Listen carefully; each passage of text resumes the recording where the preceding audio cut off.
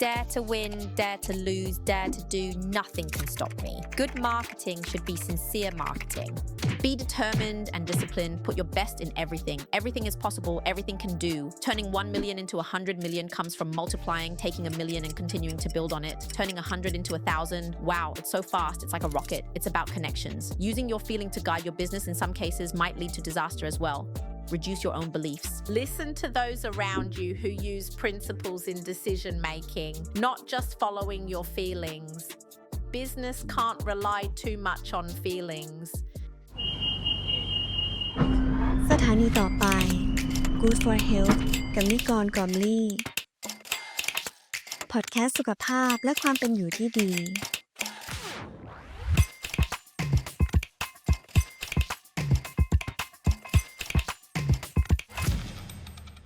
Hello, my name is James Nitcorn, and this is the Good for Health podcast that will help you make better health and wellness decisions. This podcast will provide knowledge about holistic health. We are committed to being a reliable source of information with tips that you can follow. Today, we have a special guest, Miss May Wasana Intasang. She is the founder, executive, and CEO of Revomed Rolling Loud and more than 20 other organizations. Revomed is a leader in the health and beauty and dietary supplements industry. There are ODM and OEM factories in over 7 countries. It's a very big business. Today, we will dive deep into the mindset, story, background, and various obstacles that Miss May has encountered, as well as her various perspectives regarding health. Today, please welcome our first guest, Miss May Wasana Intasang, the CEO of Revomed Group. Moreover, she is the founder of Rolling Loud and many other organizations. Welcome to the show. Hello. Before we started filming, you mentioned that you manage over 20 companies. Could you share what that's like? Currently, there are about 27 companies. 27? Yes, I just turned 40 exactly. This year is exactly 40. It's an age where you can work fully with full capacity and currently manage a little over 20 companies. The company that is the CEO group and management, which includes the health and beauty business that many people are already familiar with in the industry. People know me as a woman driving the health and beauty business and the supplement factory in the form of a one-stop solution from Revomed, which both manufactures cosmetics and imports supplements, and you will see many products from various brands in the market. At the same time, you might see the image in the entertainment part, like Rolling Loud Thailand, which is a license from America, which just ended a few days ago and received a response that is like, "My voice hasn't fully recovered yet, but I'm still fighting," and received a very good response. It's a job that really challenges life. I totally understand. And first of all, thank you once again for being our first guest. Listening to all these activities you have and still making time for us is such an honor. The first question that came to my mind is, I'm also a business owner myself. How do you find the time? Some people working in offices or full-time jobs might feel like they don't really have much time, but you manage 20 organizations. How do you manage your time? Actually, it's difficult. The hardest part is managing time, but the good thing about me is that I have multitasking skills. I can do many things at once efficiently, can have 2 meetings at the same time, can talk on 2 phones and still reply on another device. I'm a quick decision maker, so others might take a month to decide or conduct this business. But for me, take only 30 minutes, which makes each business go fast and make quick decisions. My style is fearless. Nothing can stop me. I'm daring, willing to take risks, and ready to act. Nothing can stop me, things like that. So it allows me to do many things at the same time. Meanwhile, I also make time to exercise. In the morning, yes, like working very hard, very tired, but still going to a 24-hour fitness center at 11 p.m. Go for a run on the treadmill, listen to music on headphones to feel okay. With all the heavy stuff on my mind all day, we need to let it out, things like that. Or even waking up in the morning when we can't adjust our behavior, it becomes a routine that makes us feel like, hey, we able to do many things while running here and there. We can still respond to work, reply to line messages while exercising. My mind just keeps thinking about this and that, like this. It's like a person who hyper doing something all the time. And importantly, we don't see it as work, but as a part of life. It's fun. As long as we work and still feel passionate and enjoy the work, everything we do will naturally follow without feeling tired. I'm wondering, how is your day in the life like? What time do you wake up and finish? It's a What is your routine, really a routine, like? which is to wake up around 6:30. During the week, I work out about 4 days. I go to the gym around 7 o'clock and finish around 8:30. Between 7:30 and 8:30, I will reply to messages and clear things from the night before. Suppose there are reports to answer, approvals online, because nowadays everything can be done online, right? So we do it like this. After finishing at the gym, shower and get dressed for work. Then it's meetings all day. One day there were as many as 30 meetings, 30 meetings? Is it true, Charlotte? Around 3 or 4? How long is the Sometimes meeting? it crashes, right? Well, it crashes. In the end, most of the time, I'll sleep around 2 a.m. Throughout the day, there are continuous meetings, meeting clients, meeting after meeting. In one day, it's in this room, go into this room, out of this room in a rush. You've probably experienced it going into this room, then that room, into this room, something like that. It can get overwhelming. All together, something like that, meaning grouped in one place. We try to have clients in the same area so I can have many meetings. Sometimes it's online, but if normally it's about 10 meetings per day. Per day? Yes. One obstacle many people face today is stress and pressure. How do you stay fresh? Like, how do you overcome obstacles, overcome the issue of stress and pressure? Fortunately, I am someone who can let go Let it go quickly, quickly. and move on easily. Honestly, I have to say this year has been the toughest year of my life.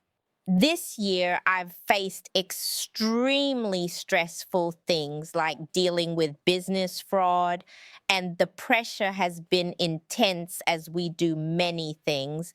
There are just so many issues. One thing is not paying attention to the small details, overlooking them, not overthinking, not dwelling on minor details. But once I need to observe and look at the documents, I am very meticulous. However, when it comes to distinguishing the core from the superficial, using this concept, we need to separate clearly what is essential and what is trivial. We won't pay attention to the superficial things that cause irritation, but the important core of it. We give importance and concentrate on it. Therefore, I tend to be someone who can let go quickly. Even though it's stressful and extremely severe, like hundreds of millions of baht that we lost, we can still move on and move up in a short period of time. This is an advantage. So I feel that there is a mindset that I feel is, okay, today is the day we were cheated on, the day we were hurt, the day we were taken advantage of. At worst, we won't get any poorer. The worst case scenario wouldn't be going back to raising cows, buffaloes, or farming. With this mindset, I feel that life has given us many opportunities to do more. So the worst case scenario wouldn't turn out like that. So just let it go. Just saying let it go makes life much easier. That's it, really. That's it. Just let it go. Yeah, let it go.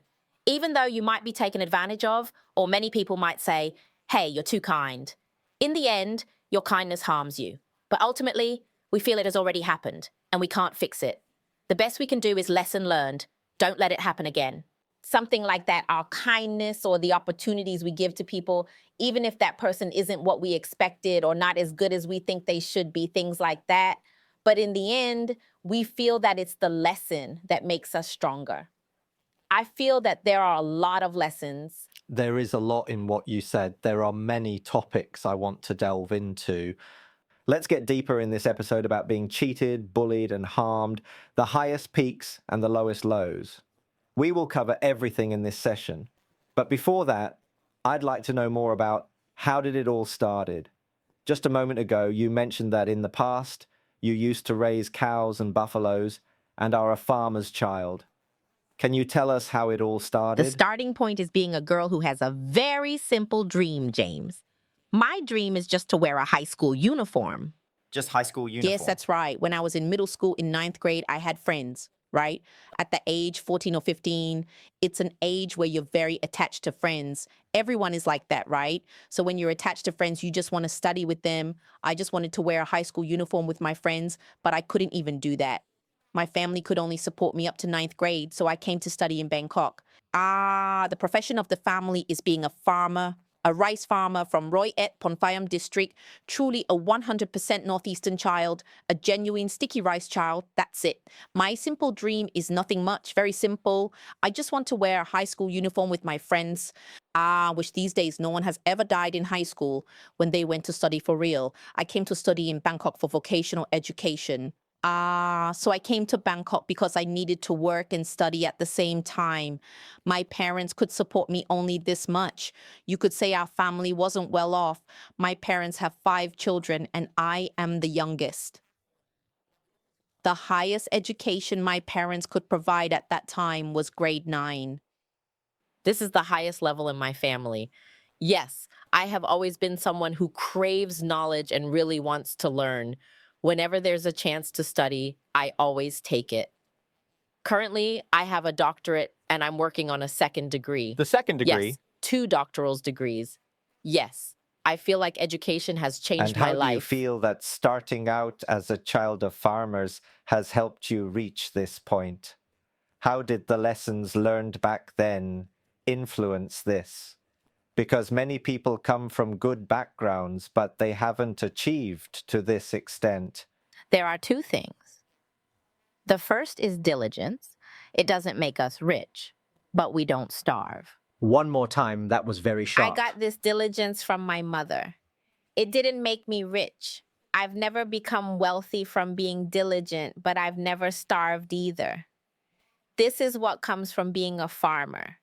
Even if farmers aren't rich, but they have food, they have rice. Whenever you diligently plant rice, you will have rice to eat. Whenever you diligently gather vegetables to sell at the market, you will have money or get vegetables to eat with rice each day. If you're not just lying around doing nothing, sleeping late, not doing anything, you won't starve. This is the first thing. The second thing is hope. I always has hope. Mom makes it feel like, hey, in human life, we have hope that tomorrow will be better than today. It has to get better, right? We do today so that tomorrow will be better. We do our best every day. Therefore, the concept of the best doesn't truly exist in this world because the best of today and tomorrow are not the same. Yesterday, we might have written something quickly, like typed at 40 words per minute. Tomorrow, we might do 45. Tomorrow, we might do 50.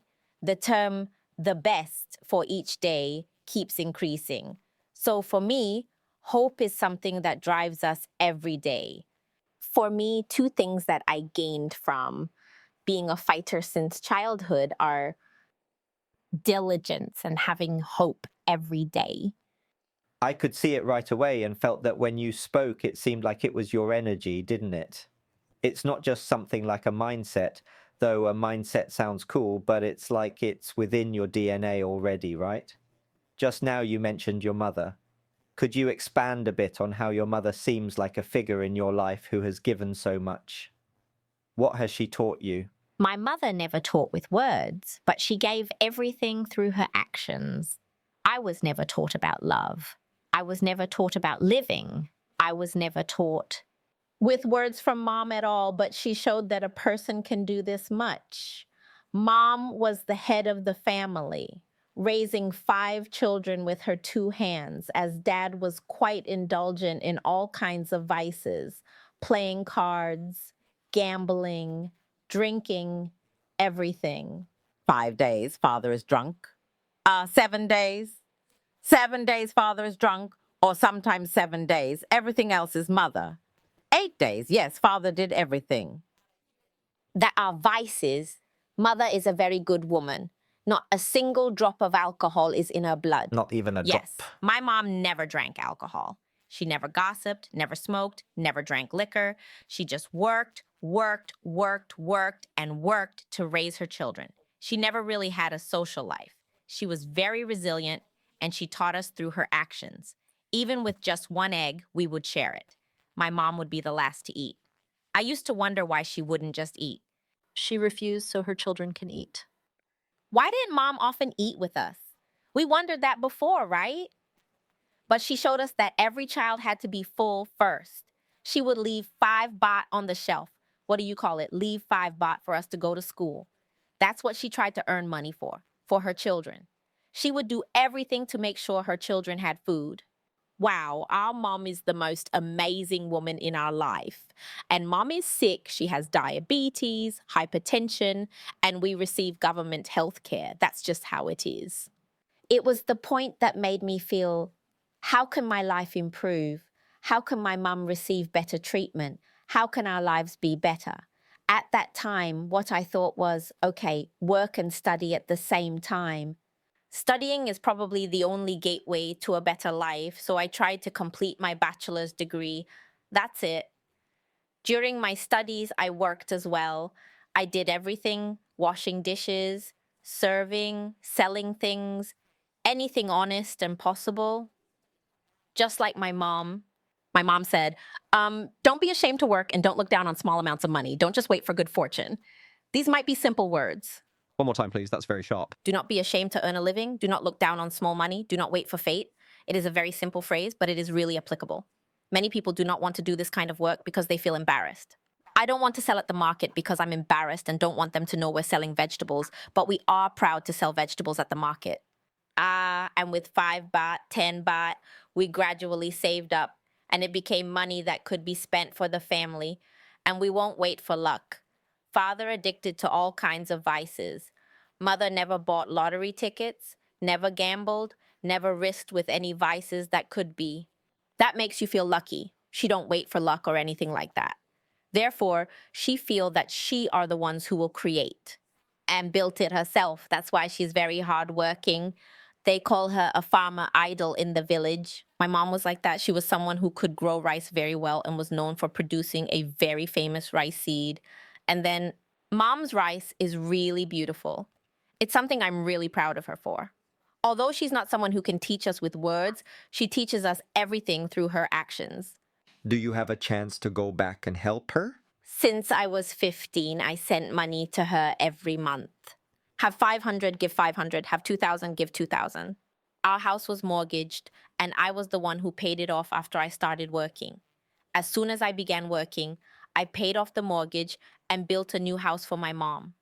I've always supported my mom since I was 15 until she passed away. I took care of her throughout. And when your mom passed away, during that time, how did it affect you? It sounds like she was an idol both in the village and in your life. How did it impact you when she passed away? I have to say that one day, no matter how tired we are, we call our mother and ask, "Have you eaten yet, Mom? How are you?" We gain strength from that. Mother's voice is a voice we've heard since we were young. It's the first sight, the first voice, the first smile, the first love. Mom is everything in our world, right? My mom believes everyone feels that way. One day, when she's no longer in this world, it feels so empty. It feels longing and wanting to hug. It feels like it's a shame that I hugged her too little. We hugged when we were grown up because back then it was like countryside kids were shy about hugging. Hugging wasn't like today, like you feel okay and just go for a hug or comfort. In my mom's time, we hugged very little. We only started hugging in the past few years. Before my mom passed away, I felt that we hugged too little, showed love to each other too little, something like that. But when she's really no longer in this world, what truly holds us together is, I think she is already here. I still think she is always by my side. I still remember her teachings. I still think about the fatigue she used to feel, but she was happy. Even though she was tired, she was happy in her role that she was in. I still feel that she is by my side, which helps to heal my heart. And then I talked with her every day. When I meditate, I'll be like, "Mom, please help me. Mom, help me out. I'm about to do this thing. So give me some encouragement, you know?"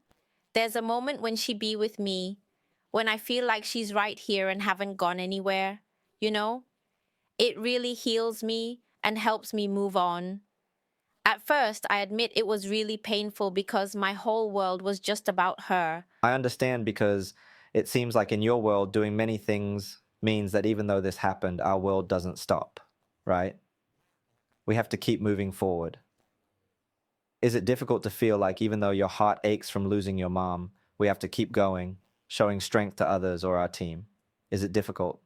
That's a really interesting question, I must say. It's very challenging because we have to take care of thousands of employees, but the pain, we really have to keep it under the rug.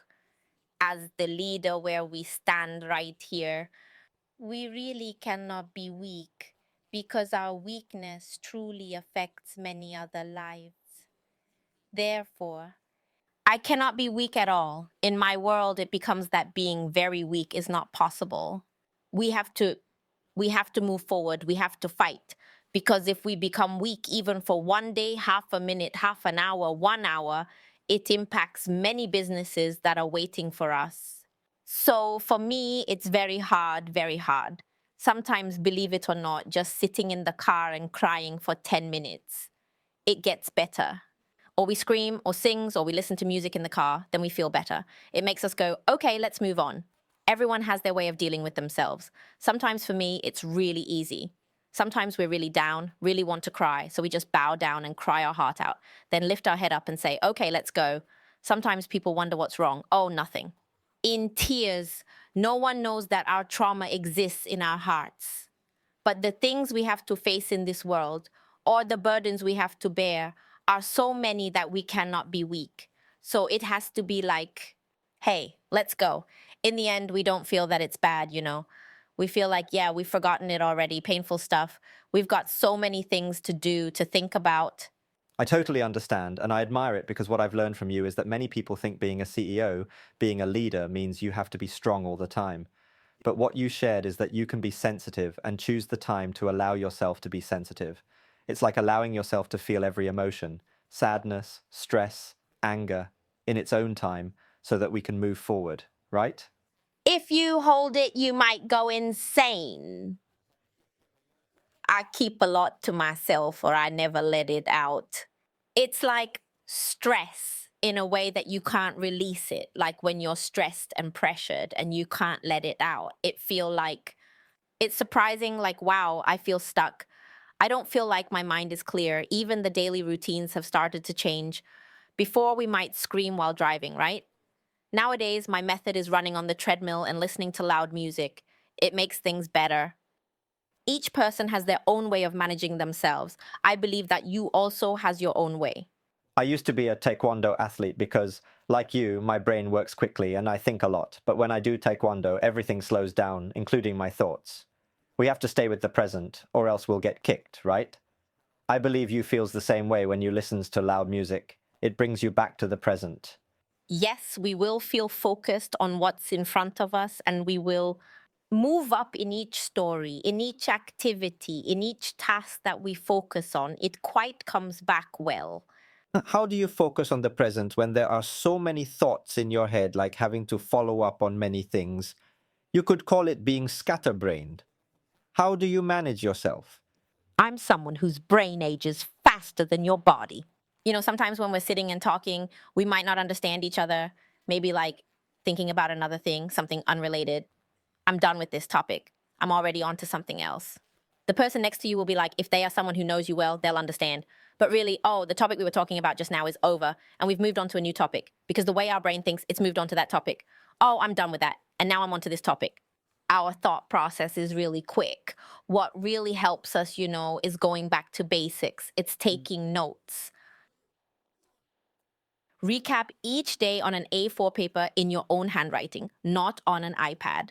The handwriting might be like this, simple handwriting that makes you feel like you've recapped yourself. Oops, missed this part. Then record it and send it to the secretary, send it to the assistant, and then we follow up on the work. Sometimes you'll find a big surprise, especially at 2 a.m. Went in to recap the work at 3 a.m., still went in to check the work then. In the morning, I will reply to emails. Everyone knows that, hey, the boss is here. She must come at this time. But everyone prepares their work automatically without me having to order them. because it feels like it's my routine, as I said, when I'm running and exercising, right? I track my work and respond to emails at that time. While running on the treadmill, I can do it and enjoy myself, right? But at the same time, it's when my subordinates have to hurry to prepare to answer our work each day, it's like we manage our own system well. Finally, my team will support to follow my own direction. It makes us remain steady. Are there any mistakes? ว่ามีหลุด Of ไหม course, it's normal. I have a work philosophy that making mistakes is normal. If you don't work, then there would be no mistakes. But the first mistake is a lesson learned. We shouldn't make the same mistakes repeatedly. That's not acceptable. But it's a lesson learned for us. Mistakes happen when working. Who can write Korkai correctly on the first try? Who can write ABC perfectly from the first time without any mistakes? Some people mix up the writing, hit the front, hit the left, hit the right? But we all have to make some mistakes. We develop and continue to improve. I can see your life more clearly now. Now let me go back to your journey. You came to Bangkok as a student and studied vocational education. Yes. What happens next? I completed my vocational certificate and then immediately started my bachelor's degree in the evening program. During the time I was studying, I was working at the same time too. As I mentioned, I did every job: selling clothes, selling stones, selling jewelry, working as a waitress, things like that. I did many jobs like a typical part-time student. I served food, I even worked at Swenson's, things like that. Then I graduated with a bachelor's degree, and after that, I had the opportunity to apply for a job. The turning point in my life was entering the pharmaceutical industry. Before starting this pharmaceutical company, I went to sell aluminum doors and windows and ran construction sites. The project-based engineers, you know? You have to bring aluminum window and door frames to the site, selling to project engineers, selling to projects like Sansiri, Ananda Property. I remember that time. And also like Land and House, selling these kinds of aluminum window frames. That's what I did. And then I had the opportunity to apply to a pharmaceutical company. I think this was the turning point. Came to apply for a job at a pharmaceutical company. There's a profession called a medical sales representative. You know, it was a profession that at that time I felt like, wow, it's medical sales representative. For me, it looked cool, something like that. It was the first point that gave me what you might call an opportunity. When the opportunity was in our hands, I did my best for more than 5 years. I think I changed about 7 positions.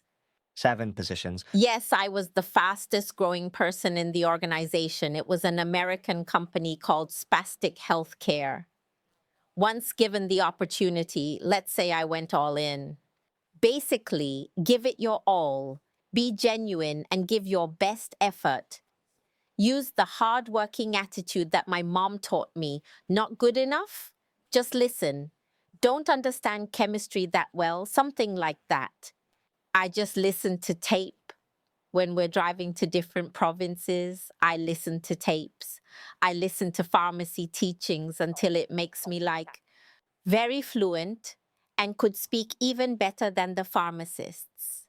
I was diligent. While others finished work at 6 in the evening, I stayed at the company until 2 in the morning. 2 o'clock in the Yes, morning? I don't know what I'm doing, but I stayed until 2 in the morning. Like others did 1 to 3 cases, but I did 10. 10 cases. Equivalent to 3 times. It means meeting about 10 customers in 1 day, 10 cases, 3 provinces, 4 provinces in 1 day, driving. 4 provinces in one Yes, day. it's possible. For example, coming from Bangkok, we might stop at Saraburi, Korat, Buriram, like that. In the morning, go to hospital. In the afternoon, stop by a clinic. In the late afternoon, go here. In the evening, visit a clinic late at night, something like that. I worked really hard. I just feel that diligence will help me achieve more than others. So the nickname goes that from the dry Isan, we made the Isan region green. Isan was the worst area when we got there, and the worst became number 1. Then what did you do? It's because of diligence that we meet clients often. The first client threw something in my face saying there's no way they would buy from us. Throw things in the face, and what did you do? Still not stopping selling? The doctor might remember. The doctor threw it in my face. Like, you still keep going? Like the boxes over here, he threw it at my face. Still not done selling? No matter how hard you try, it won't work. That was the first time at the clinic with the boss. And the boss said, you don't have to come anymore. Yes, at that time, I thought to myself, sorry for the inappropriate word, you definitely have to buy from me. Yes, this person, you have to buy me. Let's meet right away. But I didn't say anything then. Afterwards, I went to research him that how many kids does he have? Who is he? Does he have a wife? What is the personality like? How many clinics does he have? What does he do? I studied and researched. It started with approaching his wife first, buying gifts, meeting often. He became our top selling customer in just 2 months. Yes, bought the most in that area just in 2 months. But in 2 months, I met her 10 times, while other detailers, I met them only once in the same period. When coming to the area, I stopped by and brought snacks, not to sell anything. I used sincerity and genuine intention first to make an exchange, and then I presented. I employed the technique of consigning sales and having staff help promote it first, until eventually she became the person who purchased from me the most. And even today, we still remember each other. She never thought that one day I would become the kind of entrepreneur visible in today's business world, seen on social media. That's the case that, no matter how I think about it, still makes me smile. I admire your psychology because many people might encounter that situation and think, hey, I'm not good enough, let's go home. Yeah, the doctor is right, don't keep talking to them, but you keep fighting. You must buy it from me. I just feel that ours is good. We've trained for it. Hey, we've used it and it's good. They haven't seen its value yet. And how did you change your mindset at that point? It's like you described, I see it in slow motion. You seemed to take the impact and then thought, no, I'll back At off first, we need to retreat first. But what I feel is that they haven't opened their heart yet for something they doesn't want us. So don't force it on them yet, but change the product. We can't do that. It's our duty to sell this, right? Therefore, we adjust the method. Don't force it on them yet. Use other methods first. And gradually, let them know what the value is, what they will receive, what it is more than that. And if the direct way doesn't work, then go the indirect way first. It's like everything has a detour, right? Everything is always possible. It's everything can do, really. Yes, it can do it. I strongly believe that there is nothing in this world that cannot be done if we are determined enough. It's 40 years in life, about 15 years in the business world. I haven't experienced a life that isn't successful if I give it my all. But the things I have failed at, I know it's because I didn't give it my all. I didn't put in enough effort, so I didn't succeed. I realized that I'm the one at fault for not doing it well enough. It's like not putting in full effort, thinking that for some projects, just putting in money, or for some projects, just doing this and thinking it will be okay. In reality, it's not. It's like also having personal responsibility. It's like responsibility. If it's not good because of us, we don't blame others. Or in English, we call it being a victim, or we don't see ourselves as victims, right? So what is next from this point? When we started the pharmaceutical company, we grew, as I mentioned, right? In about 4 years, I changed positions many times, I think 7 positions, from sales to senior sales, sales supervisor, sales manager, senior sales manager, sales director, commercial director, until I was involved in operations and eventually became an owner. It was the boss who hired me to work there that invited me to become a shareholder. In the new company, we worked together. It's like, in this language, it's called sweat equity, not investing money, but working together. I did it for 3 years and it was very successful, selling fillers and Botox. At that point, it was our first instance where I didn't get paid, meaning the shares we held together never resulted in payment. Never got any money at all, even though the company sold over 300 million. I drove everything. The business sold for 300 million and you didn't get the money at all. At one point, he said he would give it, but then he didn't. Initially, I thought of suing, but at that time, I just thought, never mind. It's okay, I'll find a new one. What he gave us was the ultimate experience, something like that. So how did you do it? I mean, I'm interested in psychology. You could say it's like being scammed out of hundreds of millions. That's the first thing. At that time, yes, around then. It was probably in the tens.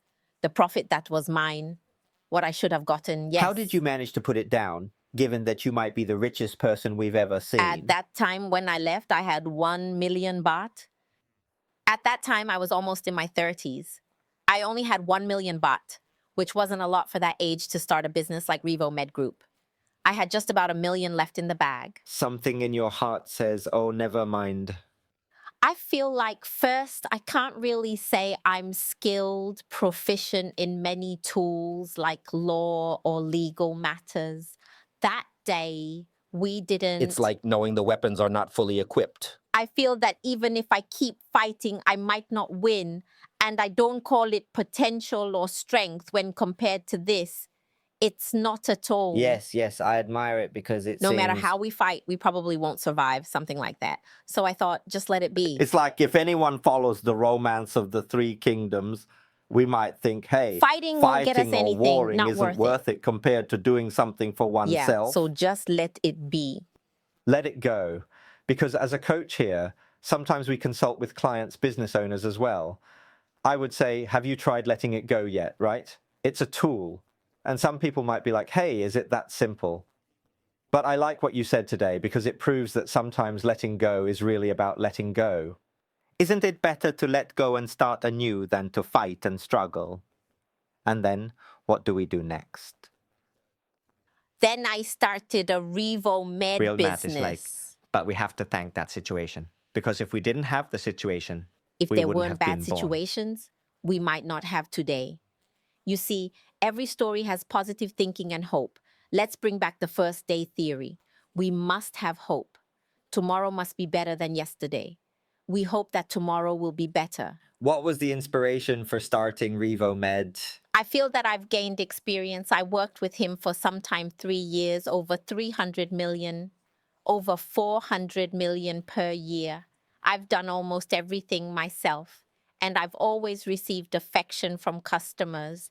So it seems to me that it's time for me to, like I have already done it. Back in the day when I started my business, it was the time when I had presented this project to my boss 3 times. My business is in health and beauty, importing cosmetics and supplements, and we've been in this business with the boss for quite some time. However, the problem we face is that Thai factories and businesses are in the gray market. Gray market? You will see an era where fish sauce with fake FDA approval is common. They are catching illegal creams. It's nothing like the global market, which is reliable. It is what it is. When talking with the Japanese, when talking with Americans, they go, "What? Thailand only really like this? Is there something like this?" It's called not like as advertised. You put it on the FDA label about 100 products. 30 products got approved. Hypothetically, there are 20 FDA label. 2 products got FDA approved. In that era, factories in Thailand, I felt like, why is it so hard to find good factories in Thailand? It's not that they don't exist. It's just hard to find. Meanwhile, while I work with foreign countries where everything is spot on and precise, if something is not right, they won't let it slide. Standard is standard. But here we put food seasoning approval from the FDA, and after checking, even supplements contain it, right? The FDA added fish sauce to supplements. Yes, back in the era of sibutramine, mercury, and hydroquinone, many people had damaged faces. If we go back about 10 years ago, we would see that image 7 or 8 years ago. May I ask about that? One thing we want to do in this podcast is to bring good knowledge to consumers so they can make better decisions about the products they purchase. This topic is very interesting. The question that comes to my mind is, what are factory owners thinking when they end up doing things that harm themselves, right? We might not think anything at all. Yes, it's about having ethics. At that time, I think they didn't care. Some people have no knowledge and then start a factory. It's like a business. Or it wasn't even a factory during the era when factories were being dismantled and the police were arresting all the factories. It's not a factory. It's like a house with machines placed around, something like that. We called it illegal factory. An illegal factory is like the packaging that comes out is beautiful and sold in malls, yet it is an illegal factory. Yes, this was sold entirely online, and sellers were making billions at that time, a lot. And this one, just now, one word that stunned me was the owners. They knows what they're doing, but they still choose to do it. Every business has scams, right? You see, there are people of all shades, gray, black, white. I think every business has this, whether it's property or any other business. It's everywhere. One of them, I encountered in the industry, which if there wasn't a person to shout or stand out as a good raw model of the true standard of Thailand, no one would do it. That's the point I see. The opportunity is that the room in our country isn't clear. I said that Revo made innovative revolution. I want to revolutionize the industry with a new dimension of innovation. And it is a clean factory, exactly as expected. This is the first day, the first word spoken. And it still does that. And we're not just a factory, we're a one-stop solution. This year, we will be about sharing innovation, chat about the future. We are the future for your business. They must be able to rely on us. They must be able to trust us. Customers consume the products, turn over the box, and it's trustworthy. This is passion.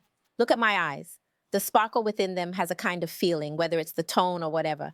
Even I'm sick. I still feel that this is the passion I want to see happen in Thailand. May I refer to your mother?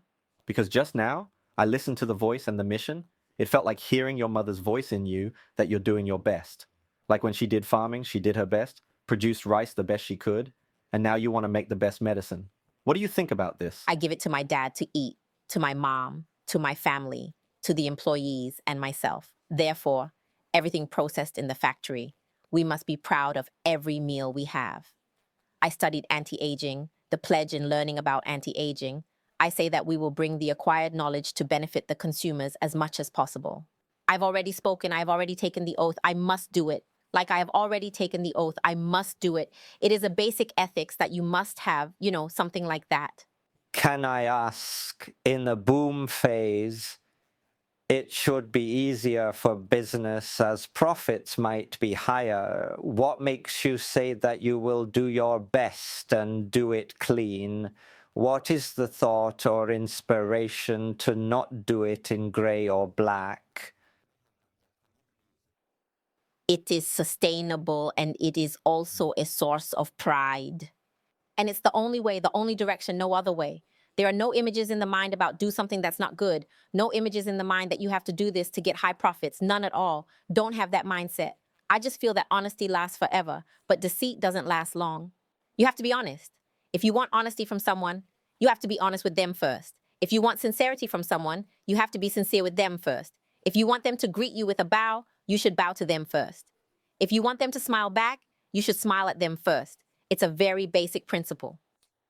If you're throwing a stone at them, hoping they will throw a flower back at us, imagine that.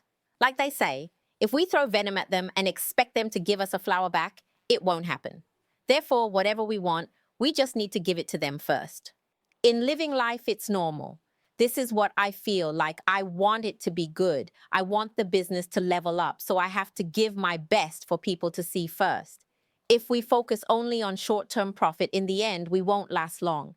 We might be rich in the short term, but we won't have sustainability. I feel like in the Thai market, we often see things that rise and disappear quickly. Now, I would like to raise a point. Of course, being what is called a light, a white light is also possible. Then it is announced that it definitely has to be better than this. Certainly there will be a lot of reactions too, and sometimes they are strong as well. What have you encountered? On the path we take, sometimes it seems too advanced. It seems unreal. It needs to be proven.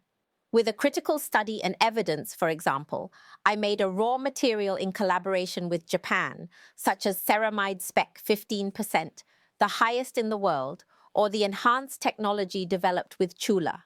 It's never been done before, People might think, hey, is it a scam? It's not real. I've never seen it.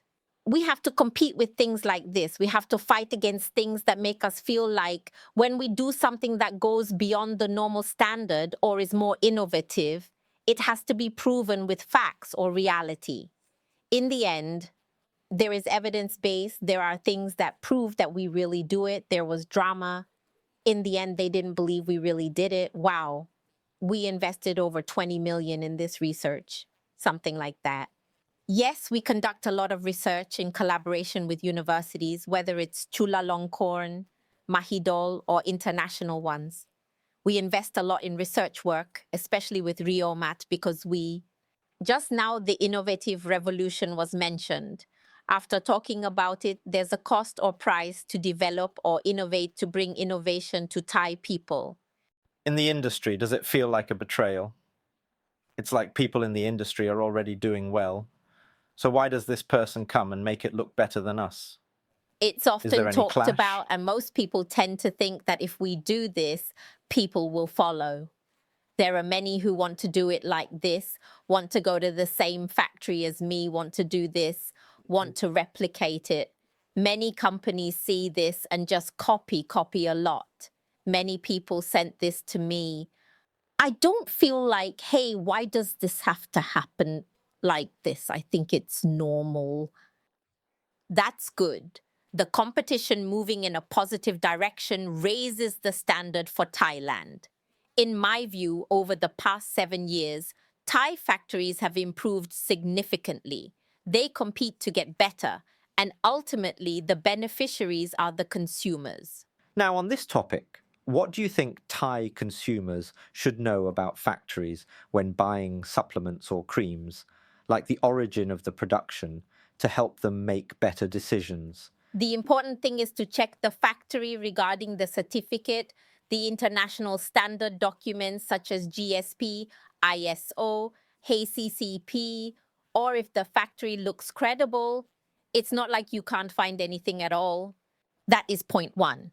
Point 2, the test results from those products. Nowadays, just having FDA approval is not enough. There must be test results for customers to see that they have gone through the inspection process. There is academic evidence that it can really be proven. The more brands that conduct research, the better. Research on the product is even better, including the extracts in each one. That it's a reliable factory, certified and with standards, so consumers will feel more at ease. Simply put, it's not like, oh, the factory has no origin and no certification with lots of chemicals. For example, just make it easy to notice. In the back, it says hundreds of things, but it sells for 200. Just think, it doesn't really exist, spirit substance. Spirit substance are new words. Now, I think of the people I feel that consumers, this is my personal perspective, I might be wrong. Consumers in the market buy a product because they see celebrities and they buy like celebrities. They might not know how to check information like this. What do you think? It feels like a new trend. Just get a cream or supplement for a celebrity to hold and sell it is enough. What do you think about this? Currently, from the news nowadays, celebrities are likely to. It seems that many are affected by the news about holding products without proper inspection, without truly checking, without adequately verifying, which I think these incidents have also raised the level of caution. The artists or celebrities themselves would have to be careful in choosing products, verifying the source and credibility of the products, and check thoroughly before accepting the product to promote to consumers. It's another step in the industry. So the consumers themselves also have to study on your own. The initial knowledge, which is the FDA administration, okay, it's a basic fundamental that is necessary. You should have this, but it's not a standard of being good or not. Do you understand what I mean? Ingredients that meet standards, verifiable lab results, the factory source, or anything that makes sense for something to be affordable and good quality. There is no such thing in the world. If it's truly cheap and very good, it doesn't exist in this world, but it has to be something reasonable. You want something good at a global level, but you want to find it for 99 baht on TikTok. It doesn't exist. Therefore, for the consumer to receive a good product, you need to rely on yourself too, I think. Studying or gathering information, reading research, looking at test results and lab results will help consumers a lot. And not just looking for overly cheap things like putting in 8-10 times but selling only for this much, or in reality, we only get spirit substance like this. In the end, it will respond with the quality of a product that once consumed is good, leading to repeat purchases based on their selection. Have you ever experienced a case where you're just stunned? Like, really? Is it really like this? The thing is, since I delve deeply, I'll know right away. For example, astaxanthin is a red colloidal powder. They claim it's astaxanthin, but there's no red at all. It's something yellow like that. For example, no matter how you look at it, there's nothing like that. No matter how you look at it, it's not like that. There are many, I've encountered many. And I was thinking, The physical characteristics of the raw material can be determined, but in matters like this, not every customer knows this, right? Therefore, what they rely on is the reliability of the factory and the lab results, which are the basic checks they need to conduct. Also, the FDA standard forms must be included as a basic standard. They must already exist. The FDA does the checks, but it does not indicate whether it is good or bad. The next step is that it must be standardized with production standards and a reliable factory, including lab results that can provide answers. For example, if they use sunscreen, they should also check the lab results to see that the lab results are being... How much does it compare? Things like that. Does it reach SF? Is the PA correct? Is it as claimed? When I listened and I'm asking myself, hey, doesn't Thai law protect consumers at all, allowing such a thing to happen? What do you think? You could say there are some gaps. They really do work hard on post-sale product inspections, but of course, they might not catch everything every time. There are checks in the market where products are randomly selected for inspection, looking for harmful substances like contaminants. We already see this in the news, right? Currently, there are such inspections, and there are many products that we find not up to standard after they hit the market. See, the lab results show that sometimes it's very important to survey the product after it's released to the market and test it. Then they will find that there will be a rejection of registration, like removing it, cancel the registration and send it to the consumer. There is this process. However, the consumer may not be fully aware of everything. In our country, we still encounter quite a bit of the grey market these days. Not a little, right? Quite a bit indeed. Here's one thing I feel that consumers might face as a problem. I feel like if we haven't studied the information, we might not fully understand it. Like the topic of substances, ordinary people might not understand them. They may think, oh, this substance sounds interesting, but they might not really get it. How do you think consumers like that can protect themselves? As I said, the best protection would probably be to verify the product's credibility through labels and start by detecting on your own from the FDA first. At the very least, if the FDA hasn't been rejected yet, it's still an active FDA, which can be checked very easily. Just go check the FDA, you can check it easily. That's the first step. The second step is to check the manufacturer a bit more, right? It's very easy to check now, like just verify if it's a reliable factory, if it has a certificate, whether it's global standard or if it's up to standard. Is it a non-existent factory? Was the Food and Drug Administration number borrowed or something like that? The third point is really back to basics. Do the claims match with the price reasonably? Sometimes when something is too cheap, you need to be aware, right? And the test results, or currently the test results, whether it's about contamination or lab tests, nutrition facts and supplement facts, help consumers. I think this is a step that consumers should be aware of first and can do it themselves. You can also ask the seller about these things. So I understood more that Revomed is a one-stop shop that does everything for people who want to create a brand or product, right? Now, I have a question about various case studies that we can analyze and learn from. For example, there's one supplement that the consumers ate it and it seemed like there were steroids in the ingredients, but it wasn't listed and it had bad or dangerous effects on the body. What do you think? Let's just call it a contaminant, okay? Actually, there are many types of contaminants like steroids, arsenic, and yes, some of these are naturally present. Normally, they're allowed in certain amounts by law. But if it is detected, it will have to be deregistered, as we often see in the news, whether in Thailand or abroad. Many companies are deregistered. Whether it's China discovering some contamination in global level supplements selling for 4 to 5 billion, they were removed from China. Suppose, or even Thailand itself, where they found upon inspection after the products were in the market and discovered mercury arsenic beyond legal limits. or even dangerous substances like sibutramine, which we see very often in the news. This is a dangerous substance, including many other contaminants in the market that we still have. We encounter them sometimes, and then the FDA must inspect. And when they find, they will be rejected, have their registration revoked, and the products will be removed from the market. Does this relate to what you mentioned earlier, that sometimes the grey market industry doesn't check as thoroughly as the legitimate industry does? Is it related? If possible, it is related to. Mostly there are imported products, and these are scrutinized more strictly than domestically produced products. It's interesting that imported products are scrutinized more heavily than Thai products, which have a large grey market. Yes, because why? Because once we import the product, we will encounter the FDA checkpoint, right? Then they will seize what's it called? Take sample products for testing in every production batch. Every batch. Yes, there might be random checks or every item is stored. As for random checks, it's up to the FDA's standards. There are more checks than those products made in Thailand. For products made in Thailand, it's more like a survey or random factory inspection.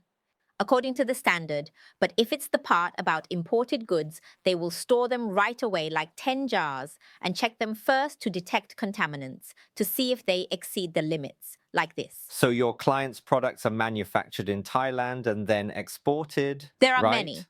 Do you see a trend in this as an industry leader? What trends do you notice in exporting Thai products abroad? Because usually we import from Korea, Japan, and so on. Yes, I must say that the current trend in the supplement market in Thailand is growing. It has consistently increased by about 6 to 8% each year for the past 6 years. This aligns with the global market, which has been growing at approximately 8 to 12% of the global market. Actually, it's a trend in health consciousness, a trend in self-care. Ever since the COVID era, people have started to pay attention, whether it's about exercising, right? Eating protein, consuming nutrition products, or items related to. Boosting immunity in the body like this is a trend in increasing healthcare. We will start to understand the word wellness. We will start to understand the word, hey, there's telomere, something like that. We'll start to understand the word super antioxidant more, so that it's called protect the body to keep us healthier, take care of yourself. But the word supplement means add on. It doesn't mean that if you consume alternative protein, you won't eat protein from food at all. Can I ask about this? I feel that in the marketing of supplements, many consumers may have many misunderstandings. For example, the meal replacement that you mentioned earlier, you eat this and you don't need to eat regular food. I feel that in the long run, it might actually have harmful effects on the body.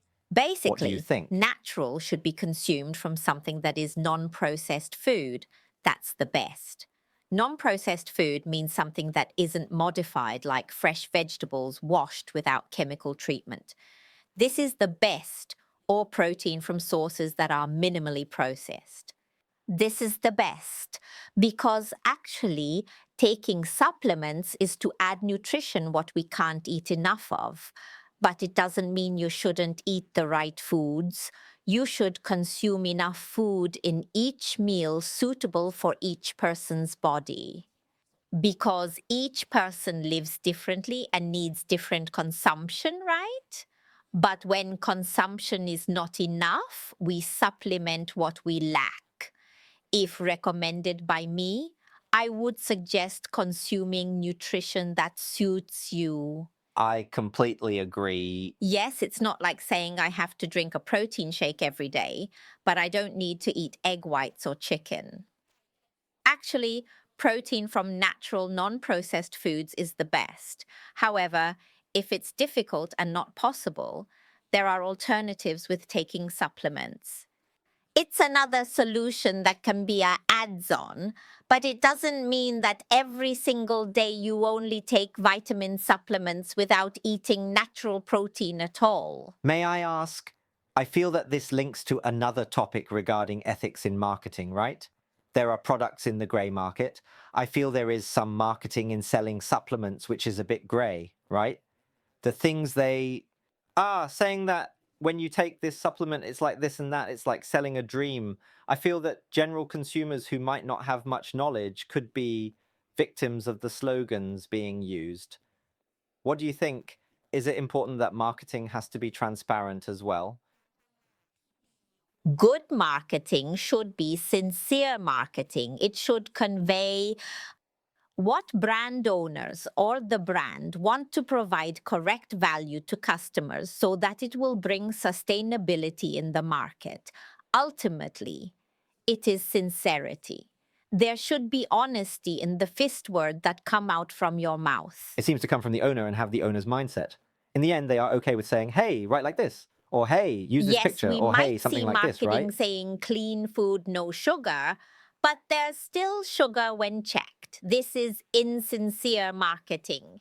Yes, in the end, you say it's no sugar, but when tested, there's still some, Or collagen what I grade mean? A, but not actually grade Yes, A. you'll encounter things like collagen from Explain in Shenzhen. more detail for those who may not understand what collagen Shenzhen is. There are many sources of collagen. Good and well-known collagen in the global market may be like the ones we hear of, such as Nippy collagen, Nita collagen, wellness collagen that is globally considered the best in the world might be collagen from Japan, but of course, where there is an original, there will be copies. And then there's collagen from alternative source that comes from China that might be raised in an environment that is not like the standard. Raised in a breeding pond, a collagen pond like that, and an original pond, it's a different world. This heavy metal proteins are very different. As someone in the industry, I see the sources in each place, right? Give value to originality. Because for them to really get it, it goes through research. It is raised with truly different standards. Have you ever seen it yourself? Checked everything, went almost everywhere. As you can see from my lifestyle, I really like visiting raw material factories, and I do it all the time. A moment ago, you used the phrase different worlds. Can you help paint a picture for us of what different worlds are like? For example, a farming system, a closed system similar to a beautiful restaurant, like wow, high quality, 5-star Japanese food, very fresh meat compared to Old market fish for 3 days already, and it smells, and it's like, okay, sea urchin for 2,000 and sea urchin for 100, something like that. Then package it in a box and sell it for 99. Yes, like this. Or even Japanese fish that is very fresh compared to Japanese fish that costs 50 baht, things like that. There really is a difference. It's quality. Quality. So we have a kind of trade name or brand name or the value of the brand that it's like clothing, the brand that is meticulously crafted with craftsmanship that has an original character compared to a copy. You write Chanel the same, but they come from different places, you know? Original Chanel and Shenzhen Chanel, they're not the same. I feel like this topic is very interesting because, for example, a brand that gets copied is Chanel. They make bags, but this is something that they put into our bodies. Every industry is the same, you see. The luxury brand industry has copies, and so does the dietary supplement industry. There is original collagen from the original source. Copy collagen might not be illegal, that's correct, but they try to position themselves as the origin, something like that. It's the same, you know. I wonder how the average consumer, besides researching information like a budget-conscious consumer, might not have a lot of budget, but they are like supplements being sold to them. Collagen, dietary supplements, protein. How will they protect themselves? Do they have hope? Currently, as I mentioned, there's the lab testing, or even nowadays, the strength in representation of co-branding helps a lot. The term co-branding means that we will see the best collagen logo as wellness on the label. You can be assured that this is a world-class collagen product, and its label is used with proper authorization.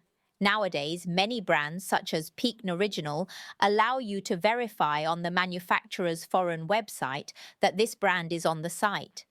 You can also check. Now, there are gurus who can check on the websites of the product owners, and those who use it with proper permission will have a list on such websites. Or if there is a logo like Asdariel, Treta, Sod, Kiri, Sarah, Wellnext, it has a logo on the product which can be noticed. Just by having a phone, you can check this information, right? Just like check the brand before buying collagen. From 7-Eleven, just check the brand a little. So some brands have a beyond level that includes OD value testing, protein testing, and what they call essential ingredient testing for that brand, which is then displayed on the label in units of ppm.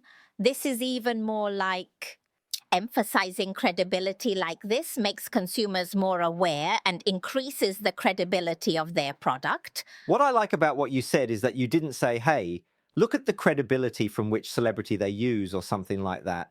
If the celebrity is more famous, it means credible, which is not the case, which is because I come from a psychology background and am a coach, and it's called dark psychology, that you buy the credibility of celebrities to put into your product, even though your product isn't that clean, right? Want to get back to the topic. Being a business leader and the story of your life, I'm sure the journey hasn't always been smooth and pretty. There must have been some scars, some pain and all that. Could you share what went wrong or some of the behind-the-scenes struggles? Really disastrous, probably this year. It's true that it's a continuous situation with... Please pass me the betadine. It's a complete mess. Let's say there are debtors who haven't settled their debts. Let's say there are some debtors, about over 500 million to us. That's a lot. How many lifetimes until I can retire? 500 million. Yes, it happened because of our own mistakes. I feel that it's quite heavy for myself. It's cash, so it's a lot. Also yes, in cash? It's considered a significant amount of cash, totaling around more than 500 million combined. Can you share the details in a way that can be shared? It's debtors. Indeed. These are debtors that have emerged and the account's already warned. Everyone also warned that don't do it. Oh, so someone warned you too? Yes, all the time. I give chances like this. It's like sympathy for them, but we suffer. This phrase is true. Sympathy for them, but we suffer. It really makes things quite difficult for me because I support, and then giving too much beyond my ability can make me struggle, especially during the cash flow period when I need it, while I'm like giving them too much like this or something. Yes, I want to throw it out because many people might think, oh, if you're rich, you'll always be rich. Hey, if you're rich, you'll be comfortable. Hey, if you're rich, you'll be happy. I want to tell you that we can fall at any moment. Say it loudly again, in case people in the back We didn't want hear. to say that business can fail at any time. Money, success, or wealth. Nothing is permanent for me. Not saying that what we have done today, which is good and successful and abundant, won't disappear. Nothing is permanent or everlasting. Therefore, whenever we stop, whenever we make a mistake, we might have to... We have to fight it anew. Our mind must be strong enough. Many people might say, oh, May is doing well now. She's rich. She does a lot, has plenty of money, things like that. But what I'm about to tell all of us is that I fight every day. I am still fighting today. These days, yes, still the days when we fighting, have more full of responsibility are the days when the money is even more. The exhaustion on the day when we have 1 million units of currency compared to the day when we have 1 billion units of currency is different. It's not that we are not tired. It's just a different kind of tired. It's really a different kind of tiredness. We will encounter the theory that the first million, oh wow, it comes from saving. Save, right? Save and accumulate until it reaches 1 million baht. From 1 million to 100 million, it comes from taking 1 million and building on it step by step from hundreds to thousands. It's incredibly fast, like a rocket. It's about connections, networking, and the experience we build on. But once the day comes when we can't manage it well enough, I'm one of those people who made mistakes in what they call The management wasn't good enough, resulting in many people getting too much credit until they get hurt. 500. Actually, if you add it all up, it's more than 500. But once it happens, what do you do next? You have to move forward. Yes, you just have to cautiously proceed and manage it. Can I use this phrase? When it hurts, you have to remember. We have Yes, to hurt. remember, right? If like you don't said remember at the when it beginning, hurts, if we you're a don't fool. remember, this is When it hurts, wearing a you have t-shirt to that says, remember if it hurts and because you if don't you don't remember, remember you're a when it fool. hurts, it doesn't just affect you, it affects others too, and the whole team, something like that. How did you handle that? Honestly, those 2 days when we knew that we wouldn't get that thing or that we would get it very late, the chances became much, much less. Those were 2 days. 2 days. 2 days of feeling really down and extremely sad, allowing someone to be like extending credit or letting this debt happen. What does it mean? It means we must feel like we trust them a lot. We must feel more than family, more than friends, more than anything, right? That's why we could let this go, right? Who would let something like this go with the money we have, right? It means that love or affection, the good that we feel we give is the best. But once it hits more than money, it's the feeling that I feel you can't do this to me. You can't do this to me. No, you can't hurt someone who was good to you. Things like this, you end up with feelings that argue with yourself, contradict yourself, and then fight with yourself. And I feel very sad and very tormented. Like, hey, I'm very confident that they wouldn't do this to me, something like that. Because I'm this good to them. They shouldn't do this to me, something like that. But sometimes the theory can be twisted. This is quite difficult because, like in your story, where you said it's like we're reflecting in a mirror. If we want good from people, we should be good to them first. In this case, being very good, but what we get is 500 million gone. How do you keep your heart calm? Because it seems like many people who face this would lose trust, wouldn't want to deal with anyone, and become closed off. How do you not let it affect you In there? this case, you might have to tell yourself to dial down your own beliefs a bit and listen to the feedback of those around you. For example, Lower your listen to the ego. law, listen to finance, and listen to the people around you who operate based on principles. Deciding cannot be based only on one's own feelings. Business cannot rely too much on feelings. To explain further, use your own feelings. Your own feelings, like feeling confident in someone, can't be solely relied upon. In business, don't let feelings lead too much. If asked about my case study, this word comes to mind. Using feelings to guide a business can lead to losses. Using emotions to guide business decisions in some matters can also be disastrous for you, leading to a catastrophe in life. I totally get it. And let me ask you, when you got to this point, did you have any teachers or mentors helping you? I already have them. My teachers have always been the people around me in life. If you ask, when I close my eyes, do I think of, oh, is this person an idol? Not at all. My idols are the people beside me along the way, my friends, my clients, my teachers, like those who come into my life along the way. It means teachers in every lesson that make me stronger. Clients and also be teachers. Yes, even when we listen to podcasts or anything else we are discussing, sometimes it's a single word, a single sentence that makes us think, hey, I get it. Why didn't I think like this? Hey, why didn't I do it this way? They truly are teachers along the way for me. Therefore, even clients who give us feedback are a lesson that makes us self-improvement. No human in the world is an expert in everything. I might be like a professor in business matters, but in some things, I'm like a kindergarten kid. You know what I mean? Like drinking alcohol for the first time at 38, something like that. We're just not adept in these things. You get it? If we relate back to Revomed's business, because I feel like what you said, it reflects on your own business since we're the leader, the captain. If we look ahead, now I want to look ahead and see, How does Revomed fight against the grey market? It's like they have to be tricky with us. They need to make more profit than us, and they don't have to follow the rules we do. What do you think about how Revomed will continue to fight? Remo Meds has a clear direction that we are not just a manufacturing factory, but we are a one-stop solution that is chef of the future with the brand.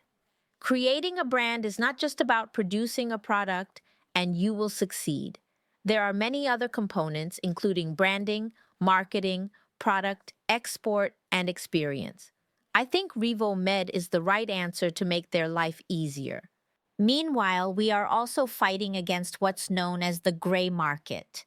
This is the innovative revolution from the first day until today.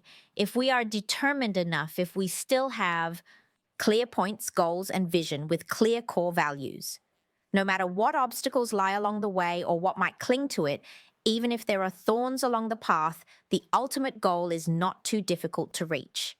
For me, it's already clear, so it's a bit tiring, but I will be very proud. I like to think it might be more tiring Yes, than but others, we will but be it's proud. sustainable. Our sustainability will occur. It's like if translated from English, you can sleep well at night knowing that our business is clean and honest. At least we can speak with confidence. We can speak with pride. We can now speak with eye contact. Eyes can't lie, right? When we avoid someone's gaze or when we say something with sincerity, it's like making eye contact is the easiest. When we're unsure about something, we get distracted. This is normal for us. But on days when we are very confident, the look in our eyes, our tone, and our confidence and firmness will naturally show through our eyes for everyone to see. Yes, and that's the power of insight that can drive our business in every aspect. What we intended from the very first day will reach the steps we set. That's all. Amazing. One of the most important things I've learned is the mindset of a leader in running a business, especially in the supplement industry. I believe that because it's like our energy permeates every single pill and every cream that we produce. And what do you think about the future of this industry for consumers? Do you think they will become more educated? Of course, I think if the factory, if consumers, if our brand help promote it, the market will become clean, good, and standard. It will grow and it will improve. It will become a global market. It will become a global standard. It will keep improving. Looking back over the past 7 years to where we are now, it has improved a lot, but it can get even better. It can still go further. It still meets American, New Zealand, and Australian standards. It can be even more of a global standard than it currently is. That's good. We will have room for continuous development. One thing I got from you is that doing good or doing the right thing always has its gaps. There is always room, right? If it's simple, most people do the simple gray areas, but doing the right thing in a white manner still has space, right? Awesome. And as for me, I want to understand the consumer's perspective. Perhaps you have some insight on why supplements have become important in our lives today. In the past, as you mentioned, just eating vegetables or organic rice was enough, but now it isn't. You need supplements. What do you think about that? To have good health, borrowing the words of the professor, is to make us healthy until the last minute of life, or what is called anti-aging science or wellness. To keep our body in a state called optimal health, it is about add nutrients or essential substances to support us to be at optimal health. Nutrition or supplements are playing a more significant role in our lives. This is proven by the global standards we see in the market, showing how taking supplements can support us. And it's significant. There is a lot of research supporting it that we can see. And when consumers who take care of themselves in this field improve, reduce drug use, take care with alternative medicine, it makes life better. It also boosts the market, becoming a healthy market and an anti-aging market. Thus, it continues to grow steadily from consumption. These supplements, nutrition or vitamins in this group, because we have to admit that this market, it's always been a competitive market between alternative medicine and conventional approaches in the present day. The topic of alternative medicine, particularly anti-aging, is gaining more acceptance. One aspect of alternative medicine is supplements. The topic of anti-aging covers many areas such as sports, DNA testing, hormones, and various other aspects, with one of them being nutrition. We have to admit that it has grown with the global market, and consumers who intake supplements or vitamins seen in the market that have improved enormously, it has been proven. That it is improving makes this market a trend that will keep growing. There are increasingly more positive aspects to see in this matter. I wanted to ask about that point because it's a trend that continues to grow. The health trend, like people exercising, let's say simply exercise outfits. Looking at Lululemon exercise outfits, the trend of exercising is increasing. That is the healthcare trend. Taking care of health is not just about taking vitamins, but it also involves sports nutrition, meditation, yoga, exercise, wellness, blood tests, stem cell topics, and many more. One of them is the angle of supplements, that's all. I want to ask further about that. Like, in reality, do consumers really need it? Or how much do we need it? How do we realize that, hey, do we really need this supplement and to what extent? Sometimes I admit I take supplements because friends recommend them, or like, hey, it's like a men's all-in-one. Just take it without overthinking, you know? But we don't realize whether we have it or not. How do we check that? Actually, it can check blood. Currently, there are methods to test blood, genes, DNA, and hidden foods to see the amount in our body.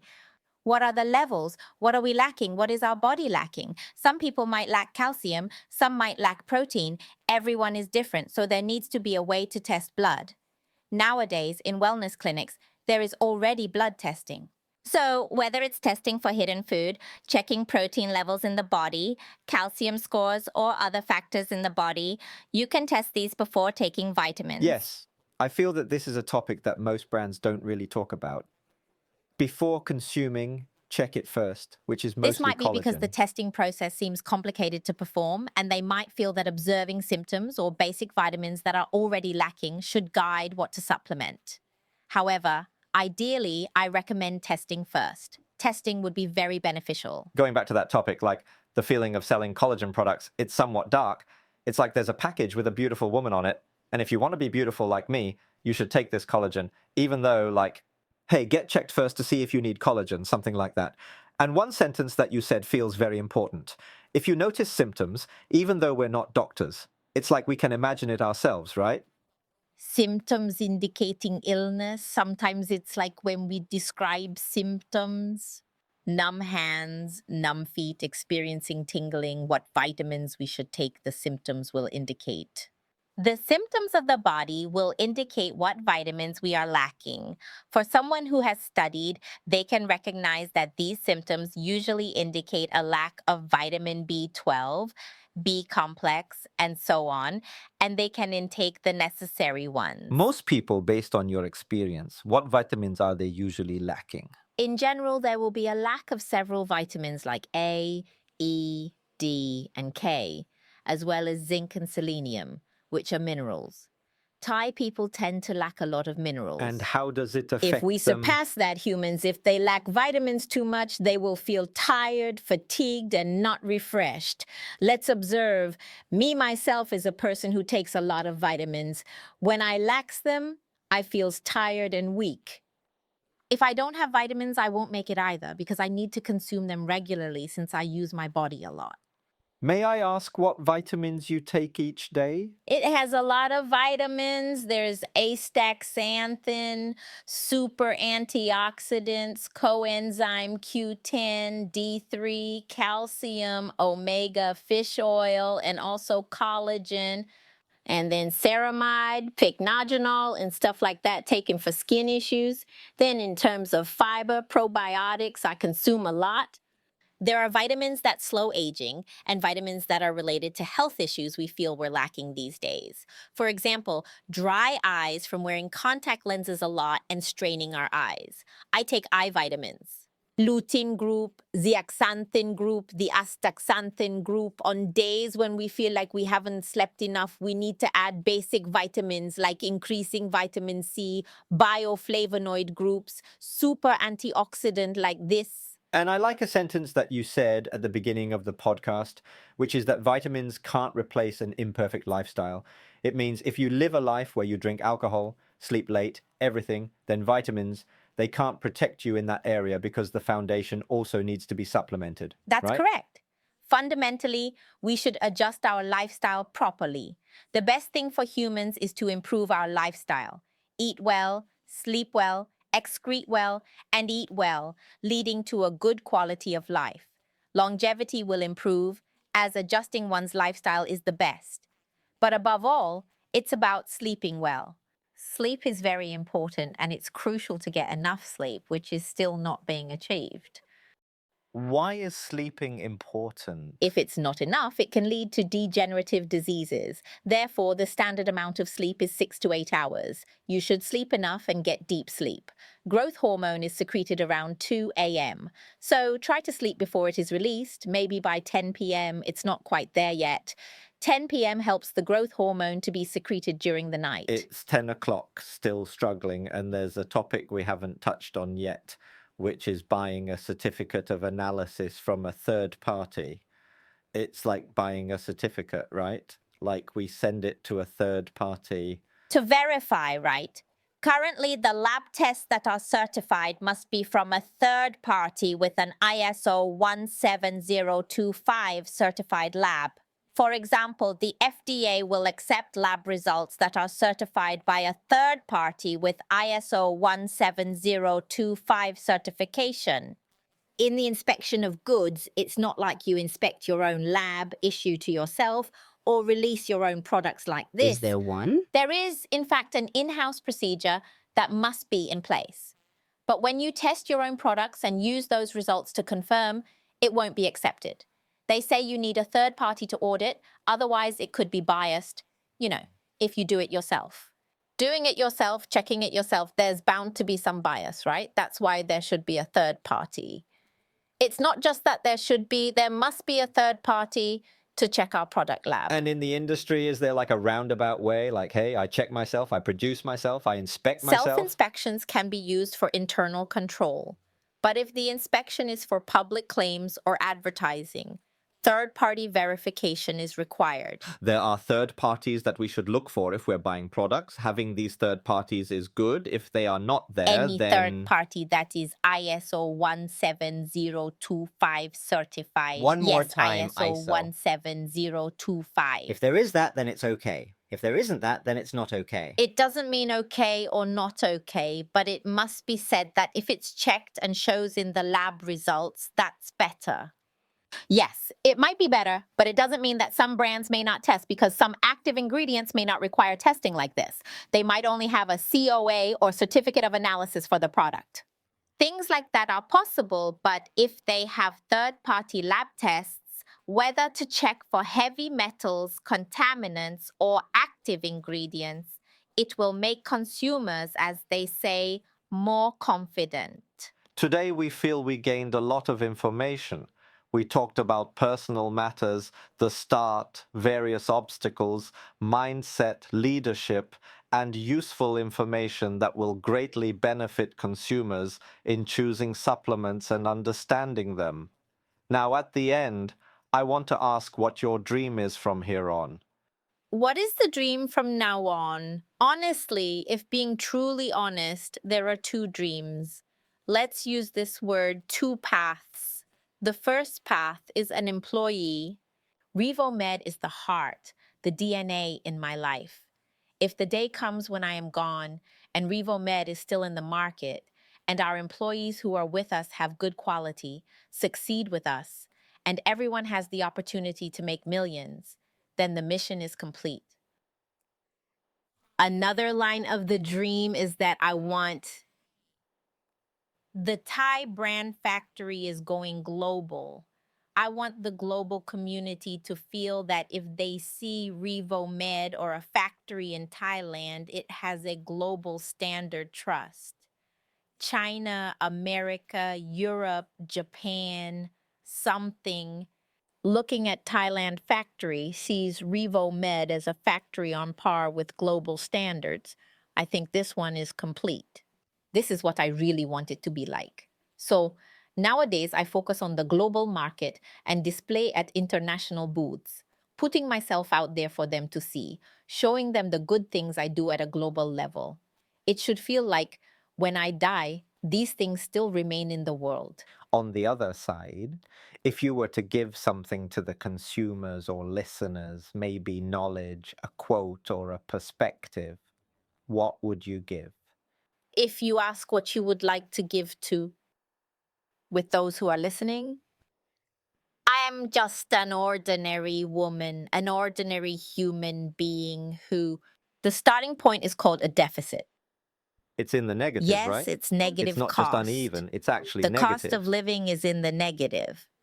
Born with hardship and no life opportunities, yet reaching this point and able to pursue many dreams, whether it's about money, business, or various matters, comes from the fact that I never stopped moving forward. Don't stop moving forward. Be determined, disciplined, and give your all in everything you do. If you're about to take a test, make sure to focus on studying as best as you can, read repeatedly, and do your best on the exam. Be disciplined in your reading. If you are doing something, just give it your all. Do not regret when the time passes. If you ask if I can do it, everyone can too. It's not too difficult. We are ordinary humans who achieve things through these traits. Be determined, disciplined, and give your all in everything. Everything is possible. Everything can do. And if it's one final quote, a personal quote, Personal quotes. If there's another personal thing I'd like to leave you with, it's something I often teach younger ones. As long as the bell hasn't rung, anything is possible. Don't lose hope. There's hope every minute. If we're counting down, if it's not midnight, it means the new day isn't over yet. It's possible, therefore, we should walk with hope. Have hope every second of life, no matter if it makes us go in the direction of the goal we set. There was an incident when I was a salesperson. At that time, I was missing a large sales target at 10 p.m. I thought I couldn't close it anymore, and it would be the first month in my life that I couldn't close it. Normally, it would close at 120% of sales, right? And I didn't know what to do sitting in the car. What I did was take the notebook I wrote for customers, slowly open it page by page, and call each person one by one. In the end, something unbelievable happened around 11 o'clock, which was when we closed the target. When I went to bed at midnight, as I said before, as long as the final whistle hasn't blown and the bell hasn't rung, anything is possible. This is a case study that made me realize I didn't meet them, I didn't go to sell to them, but I called every customer. I clearly remember that the customer who decided to help us was a doctor from Udon Thani province, and in the end, I was able to close that month's numbers even though it was missing a lot and achieved 120%, breaking my own record again. Even though I didn't meet anyone, I used the method of opening, staying still, calling, and it was possible. That's about it. Something like this. Therefore, even when closing a sale or achieving a target, you might have to meet them, but there are other ways to help us reach our goal. Push yourself forward. Push. Fall down, get up first, and keep running, and we will reach the finish line together. excellent work for today. Thank you for your time, attention, stories, and perspectives. I believe anyone who listens to this podcast will gain something they can't find anywhere else. This is based on a true story from me. Everything is true. Nothing is embellished. It might be a little or a lot that could help each other feel encouraged in these increasingly difficult times. Thank you very much. Goodbye. Goodbye.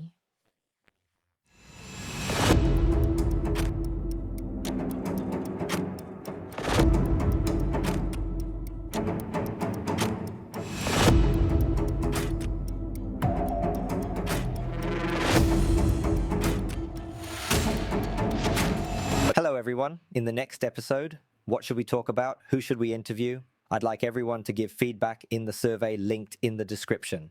In the Good for Health podcast, we're ready to hear all comments and perspectives. A special offer for anyone who has completed the survey.